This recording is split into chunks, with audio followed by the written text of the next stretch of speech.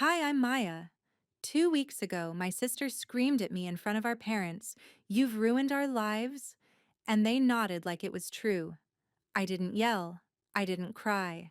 I just walked out with nothing but my bag and silence. But this morning, I woke up to 14 missed calls. Now they say they need me. So what changed?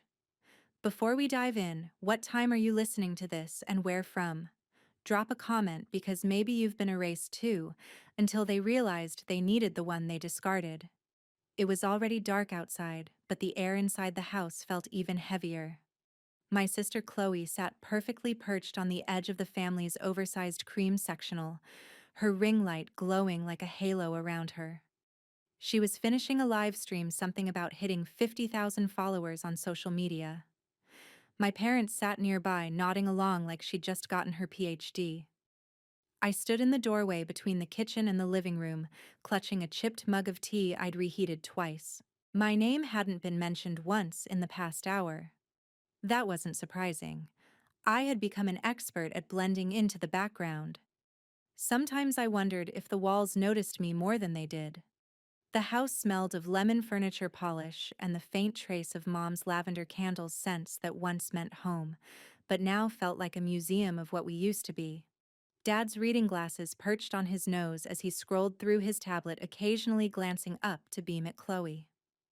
Mom fussed with the throw pillows, arranging and rearranging them in that nervous way she did when she was building up to something. Then it happened. The laptop screen flickered and Chloe's voice jumped half an octave. "Oh my God, not now." Her perfectly curated smile dropped. "Why does this always happen when you're around?" She snapped, her voice cutting across the room and slicing right through me. I blinked, stunned. "What? You stress me out just by breathing, Maya." She barked, her manicured finger pointing at me like an accusation. "You throw off my vibe. You've ruined everything, my content, my brand, our family's image. Everything." The words hung in the air like shattered glass. I looked around, half expecting anyone to call that out for what it was ridiculous. But instead, my mother stood up, brushing invisible lint off her lap. "She's not wrong," Mom said calmly, her voice carrying that practiced neutrality she used when delivering bad news at her dental practice. "Every time something good happens, you find a way to ruin it. You've ruined her life. Honestly, Maya, you've ruined ours too." My father didn't say a word. He just rubbed the bridge of his nose like this was all too familiar, too exhausting. The tablet light reflected off his glasses, making his eyes unreadable. I felt the flush rise in my neck, hot and prickly. 28 years of being the responsible one, the reliable one, the one who never asked for anything, and this was my verdict. I didn't yell. I didn't cry. I didn't even defend myself. Instead, I turned around. I walked down the hall to the guest bedroom they'd begrudgingly let me use while I figured things out after my apartment lease ended. The door barely closed without sticking. The carpet smelled faintly of dust and air freshener that had long expired, vanilla something trying to mask years of neglect. I moved quietly, robotically, stuffing a few essentials into the backpack I hadn't touched since college. 3 changes of clothes, my laptop, the folder of important documents I always kept ready: birth certificate, passport, bank statements.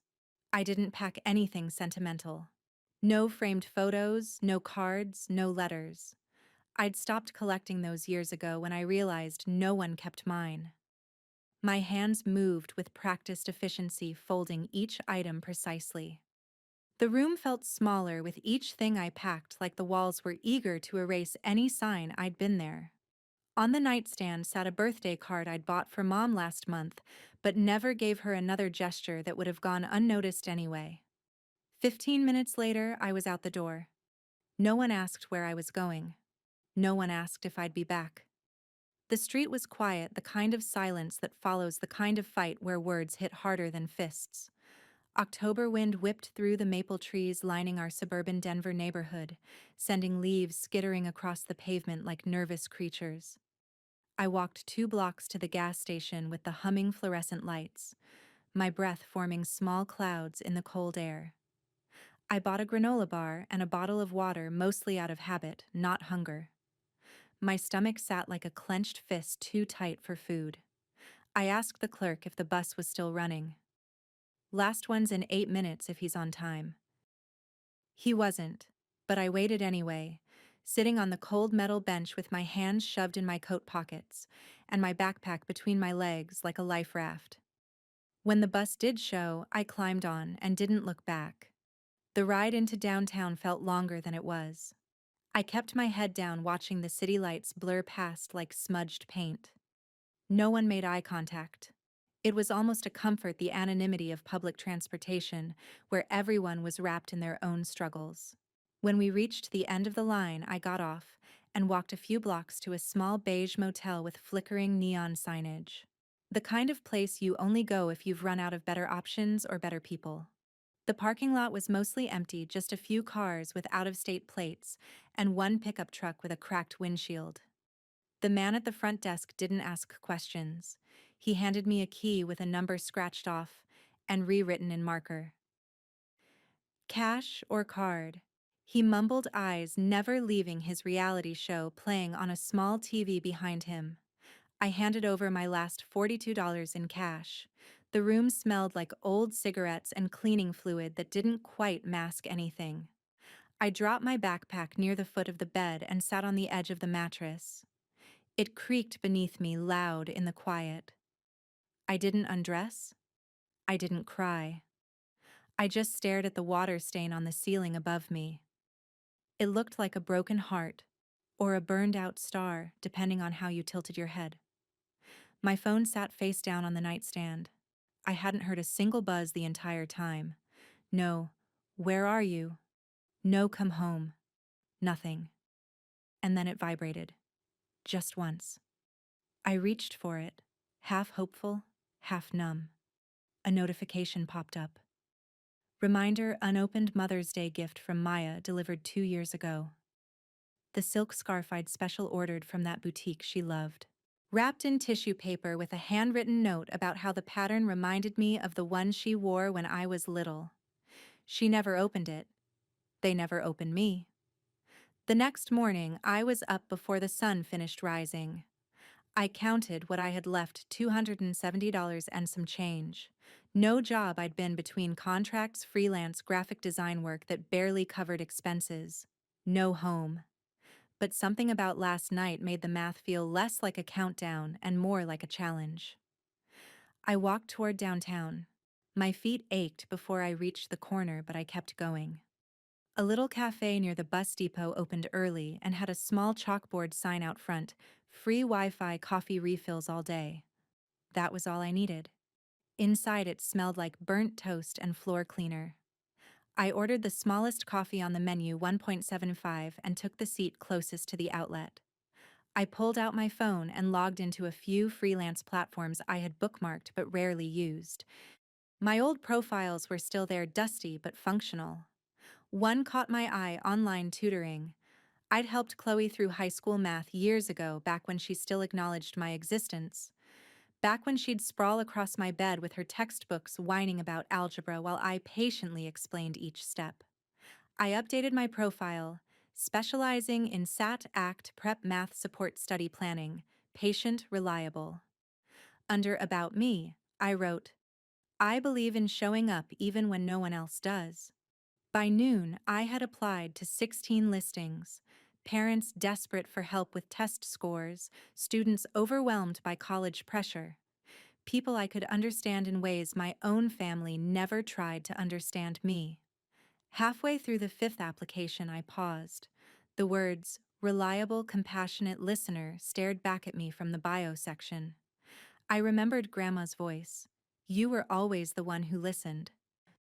She used to say that when I sat at her feet during Sunday dinners while everyone else talked over one another. She saw something not flashy, not loud, but something real. I swallowed hard, thinking back to the funeral 5 years ago. We were standing in the reception hall surrounded by polite people and bad coleslaw. A family friend I barely knew leaned in gently and said, "Your grandmother's second letter was beautiful." I hope it brought you peace. Second letter. I blinked at her.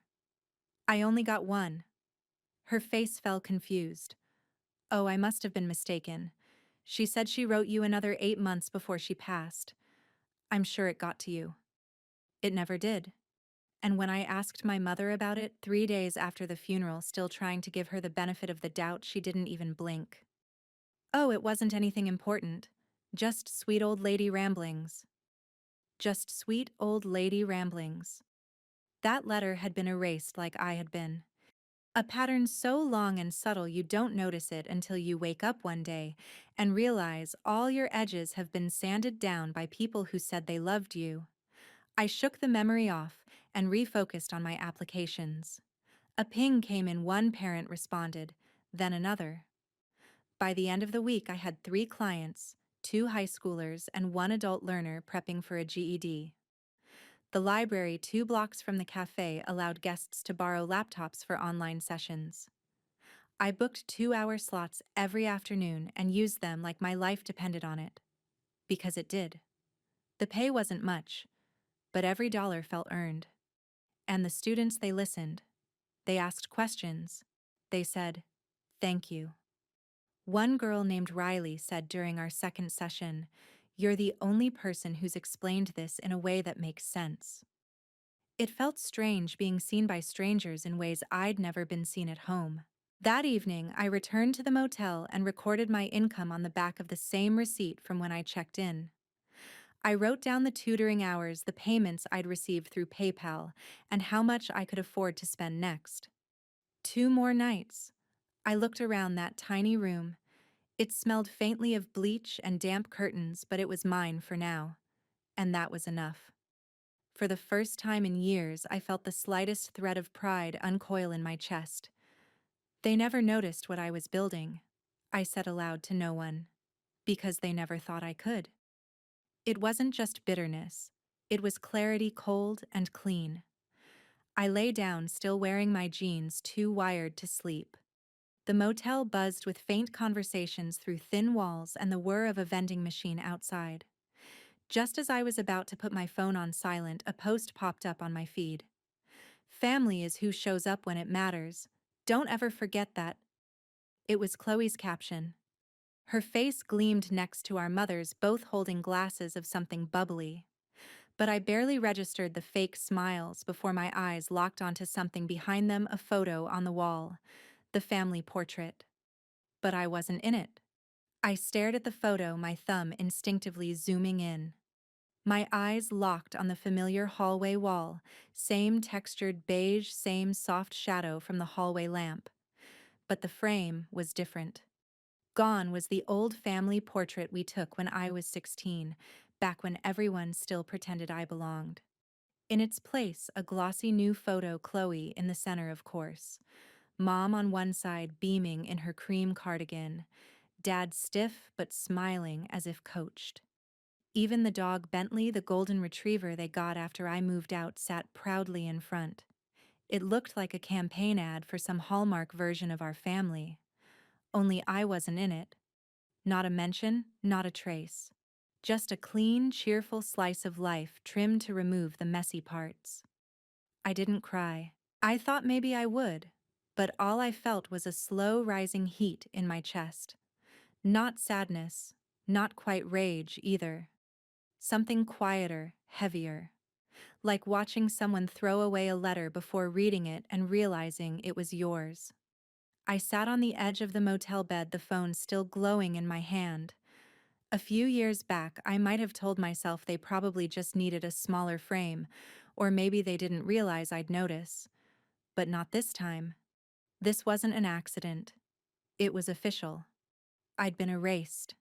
Not metaphorically, not emotionally, physically. I scrolled back through other photos on Chloe's page. Throwback to the good old days. Family dinner last Sunday. Grateful for my tribe. There I was, always barely in frame or cropped out entirely. And now, I was just gone. A wave of memory pulled me under. I was 9, standing on a stool so I wouldn't be too short for the group photo at church. Everyone laughed when Chloe joked, Maya always looks like she photobombed us. That time, Mom did defend me, kind of. She said, "She's just shy, that's all." But they moved me to the end of the lineup anyway. Out of frame was easier.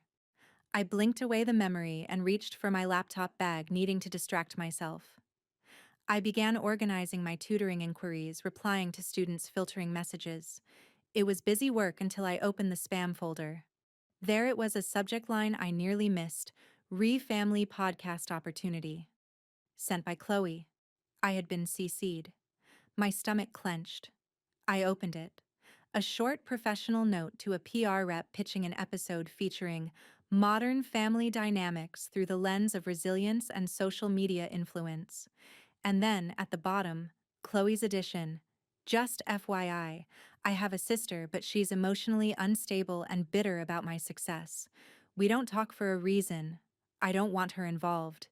It's taken years to rebuild the family's image." My hand tightened around the phone.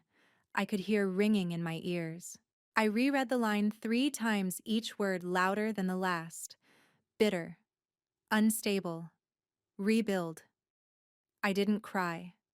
I didn't scream. Instead, I took a screenshot. Then another. Then I printed the email from the library the next morning and taped it on the motel wall right next to Grandma's old birthday card to me, the one I'd found in my bag, never sent. The words sat side by side like a before and after. One believed I could build.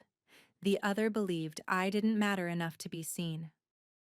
Later that week, a message popped up from a Denver-based SAT prep group. They'd reviewed my profile and wanted to onboard me for virtual sessions. $75 per student, a number I hadn't seen in years. It meant I could stop living off dollar coffee and granola bars. I accepted the offer without celebration. No jumping, no smiling. Just a steady kind of satisfaction, the kind that stays quiet because it doesn't need to be seen. By Friday evening, I had enough to put down a deposit for a small room in a shared apartment a few miles out. Not a palace, but something with a door that locked and no blinking neon sign outside. I sat on the bed, tracing the edge of the email with my thumb. I wasn't angry anymore. I was awake. There's a difference. A knock on the motel door startled me, sharp, hesitant. I stood slowly and opened it. There she was, Jamie, my cousin Chloe's former best friend, who'd gradually been pushed out of the inner circle. Her face looked thinner, tired. She clutched something in her hands, wrapped in an old dish towel like it had been hidden. "Maya," she said softly, "they told me you were in trouble. I didn't believe them until I saw this." She held out a small envelope, the kind I used to buy in bulk from the stationery shop near the library. My name was written on it in my own handwriting, soft, rounded letters I hadn't used in months. My chest tightened. The envelope looked pristine, untouched. "It's still sealed," she whispered. "Maya, I found it in your mom's desk drawer, under a stack of expired coupons. I didn't reach for it right away. I just stared." "I wasn't snooping," she said, setting it gently on the small table by the microwave.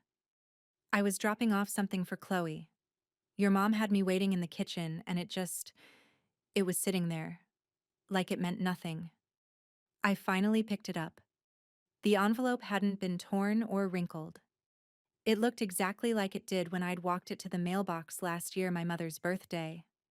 I'd saved up for weeks just to include a gift card to her favorite cafe and wrote a letter inside about second chances, about trying again, about maybe healing. She never opened it. Jamie sat down across from me.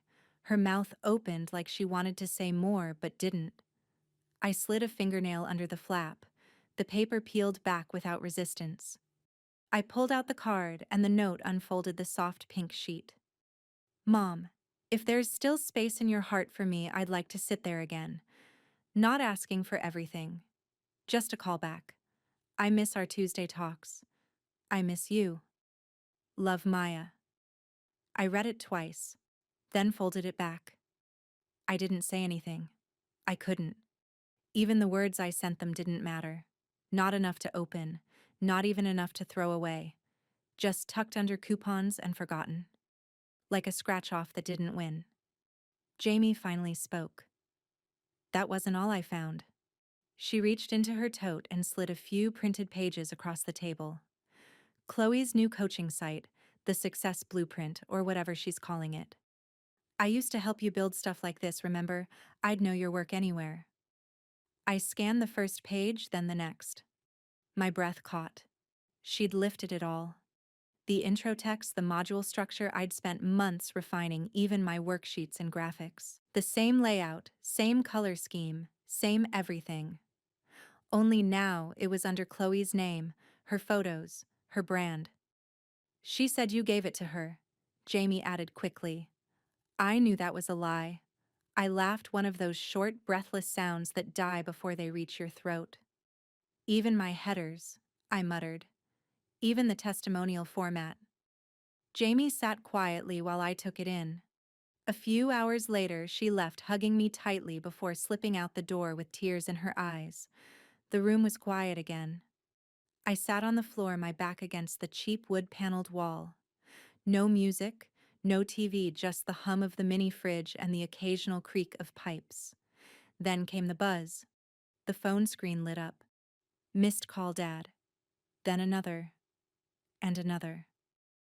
I watched as the count ticked up to 14. Voicemails followed. I didn't listen at first, but curiosity peeled me open just enough. The last one was from my father. His voice was weary, strained. Maya, your sister's getting dragged all over the internet. Some blog picked up the story, they're calling it plagiarism. People are mad. She's saying you're lying, but we need your help to calm it down. She's not handling it well. No apology, no acknowledgement, just the usual pattern. We need you when it burns. I didn't answer. I didn't even text back. I just sat there, phone in my lap screen, lit then dark, then lit again. They only ever call, I whispered to the silence, when I can fix what they broke. My laptop was still open from earlier. I hovered over my folder marked Portfolio Archive. My finger trembled above the delete key. Maybe I should just let it go, erase it all like they tried to erase me. But then I noticed something. A folder I hadn't touched in years. Grandma, legal. I clicked. Inside was a scan I barely remembered, uploading an image file labeled IP Transfer Maya. I opened it. There it was, clear as day. My grandmother's signature, her careful handwriting, a clause stating that I, Maya Chen, was the sole recipient of her educational materials, intellectual property, and all derivative works. The grandmother who'd spent 30 years developing corporate training programs whose materials I'd helped digitize and modernize during her final years. I was the legal heir to the very framework Chloe had stolen, and it had been notarized 5 years ago, filed with her estate lawyer, hidden in my cloud storage ever since. The next morning, the weight of that scanned document hadn't faded. I stared at it while weak sunlight crept through the dusty blinds, illuminating the edges of my laptop screen like some kind of cosmic highlighter. I called my friend from college, Rachel, now a paralegal at a Denver firm. Within hours, I was sitting in a small conference room explaining everything. She listened, took notes, then pulled up comparable cases on her screen. This is textbook intellectual property theft, she said. With your grandmother's will and your documented work history, you have an airtight case. By lunch, I'd made up my mind. I wasn't asking to sue, not yet. I just wanted my ownership documented, verified, and publicly filed. I wanted it to be formal and known. That afternoon, something shifted. The blog post my father mentioned had gained traction. Someone, probably a disgruntled former client of Chloe's, had done a deep dive comparing her site to archived versions of my old portfolio. The similarities were undeniable. Screenshots spread across Twitter like wildfire. My phone buzzed with messages from former colleagues, old classmates, even some of Chloe's followers who'd found my locked-down profiles. The tide was turning, and I hadn't even said a word publicly. That evening, Chloe posted a panicked video. No ring light this time, just her phone camera and smudged mascara. People love to tear down success, she said, voice cracking. My sister has always been jealous of me. This is just another attempt to destroy what I've built. But the internet wasn't buying it. Within an hour, an intern she'd reportedly fired without pay, leaked screenshots, emails where Chloe explicitly asked them to scrape Maya's old site, chat logs where she'd said, "Just change enough so it's not obvious." Even early drafts with my watermark still visible in the corner. The comments turned brutal fast. "This isn't just stealing, it's erasing your own sister. Imagine being so insecure you have to steal from family. The real success story is Maya building something worth stealing." I didn't respond. I didn't need to. The truth has a way of surfacing when lies get too heavy to float. That night, just past 10 p.m., Rachel called. "Maya," she said cautiously, "I don't want you to panic." I paused, heartbeat steady. "Tell me." "Chloe's team just filed an emergency injunction. They're trying to claim defamation and shut down any discussion of the theft. And," she hesitated, "your parents are backing her. They're listed as supporting witnesses." So this was their last swing. Not a conversation, not an apology, an ambush. The next morning, I didn't rush to check the news. I made coffee, let the kettle hiss and breathe. I took my time opening the window, letting in just enough cold air to feel alive. Only then did I look at the formal papers Rachel had forwarded. The claims were laughable: malicious defamation, intentional harm to business, cyberbullying. My parents had signed affidavits claiming I was unstable and had always been jealous of Chloe's success. But I had something they didn't expect: documentation. Years of it.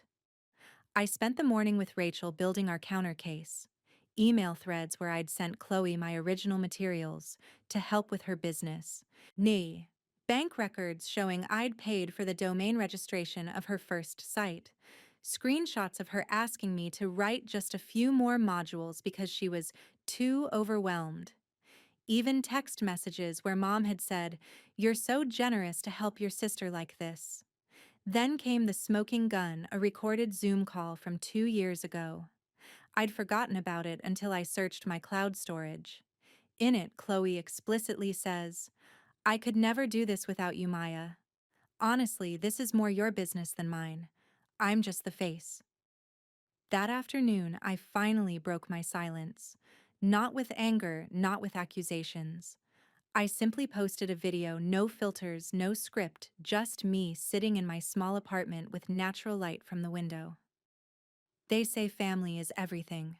I began, voice steady. "But what happens when your family erases you?" I laid out the facts, showed the documents, read my grandmother's will aloud, displayed the side-by-side comparisons. And then I said something that seemed to resonate. "I'm not sharing this for sympathy or revenge. I'm sharing it because somewhere out there, someone else is being erased by the people who should protect them. Someone else is being told they're crazy for remembering the truth. You're not crazy. Your contributions mattered. You matter." The video went viral within hours, not just in our city, but nationally. The hashtag saw "erased but not forgotten" started trending. Women shared stories of sisters stealing their work. Men talked about parents who rewrote family history. Adult children revealed how they'd been scapegoated and silenced. But more importantly, clients started coming forward. People who'd worked with me before Chloe launched her business. Students who remembered my teaching style in Chloe's courses. A web developer who still had the original files I'd sent him dated 2 years before Chloe's company existed. 3 days later, there was a knock on my door. Not the hesitant tap of Jamie, but firm and formal. I looked through the peephole and saw them, Mom, Dad, and Chloe. I opened the door but didn't invite them in. We stood in the narrow hallway, the air sharp with everything unsaid. Mom looked exhausted, her usually perfect makeup creased at the corners. Dad seemed smaller somehow, shoulders curved inward. Chloe's signature confidence was gone, replaced by something desperate and wild in her eyes. We made mistakes. Mom began, hands clasped like she was praying. We know, but family means forgiving. No, I said softly. Family means not having to beg for basic respect. It means being seen, being credited, being included. Family means not finding your letters unopened in drawers. Mom flinched. I turned to Chloe. You didn't just steal my work. You stole my grandmother's legacy. The courses, the frameworks, she developed those over 30 years. I modernized them, yes, but the foundation was hers, and she left them to me.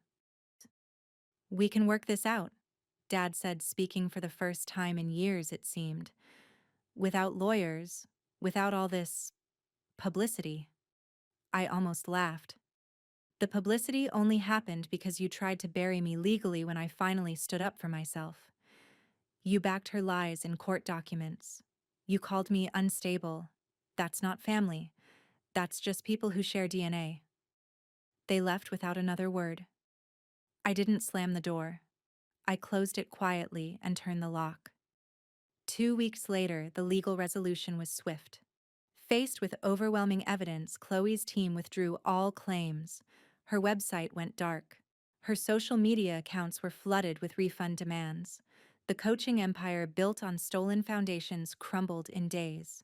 My parents tried one last manipulation, a public Facebook post about family reconciliation and misunderstandings, clearly written by someone else. The comments weren't kind. Their friends, neighbors, even distant relatives called them out. The truth once revealed is hard to rebury. In my new office, a small but bright space I'd rented with the settlement money, I hung 3 things on the wall.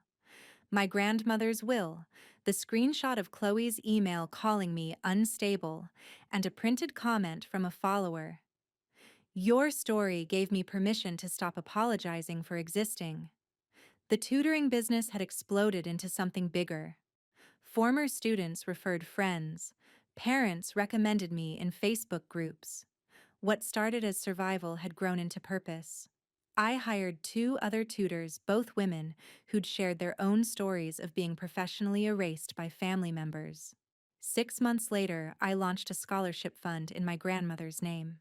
Nothing huge, just enough to help kids whose families didn't see their worth. The first recipient was a girl whose parents told her she was too ambitious and should focus on finding a husband instead. I still haven't heard from my family directly. Occasionally, mutual acquaintances mention them. The house was sold, Mom couldn't maintain it alone after Dad moved out. Chloe apparently moved to Austin, trying to rebrand again. They're surviving, which is more than they allowed me to do, but I don't track their downfall. I track my own rise. Last month, I received a handwritten letter. No return address, but I recognized the shaky handwriting, Mrs. Patterson, our old neighbor. I always wondered why such a bright girl seemed so dim around her family. Now I know they kept turning off your light. I'm glad you found your own switch. I framed that letter. It sits on my desk where I can see it during difficult days. Sometimes I walk past the old neighborhood, not out of nostalgia but to remember. The house looks smaller now, ordinary. Just walls and windows that once held a family that couldn't hold me. I think about that family portrait they hung without me. Somewhere, it probably still exists, a perfect lie in a gilded frame. But here's what they never understood. You can't erase someone who was never truly there. I was always building my life elsewhere, in the margins they ignored, in the spaces they couldn't see. And now I'm exactly where I belong, in a life where my contributions are seen, my voice is heard, and my letters are always opened. The other day, I got an email from a young woman. She'd seen my video related to the story. Her sister had just stolen her business plan, and their parents were backing the thief. Do I fight or just let it go? She asked. I wrote back, you don't fight to punish them. You fight to free yourself. Document everything. Speak your truth. And then build something so beautiful, so authentically yours that no one can ever steal it again. The best revenge isn't revenge, it's becoming someone who doesn't need it. She replied with just 2 words: "Thank you." Those 2 words meant more than any apology my family never gave. Because here's what I learned in that motel room staring at water stains and counting dollars. Sometimes the family you're born into is just your starting point, not your destination. Sometimes being erased is the first step to writing your own story. And mine, it's just beginning. Have you ever been erased by the people who were supposed to see you most clearly? Have you ever had to choose between family harmony and your own truth? Share your story below, because every voice deserves to be heard, especially the ones they tried to silence.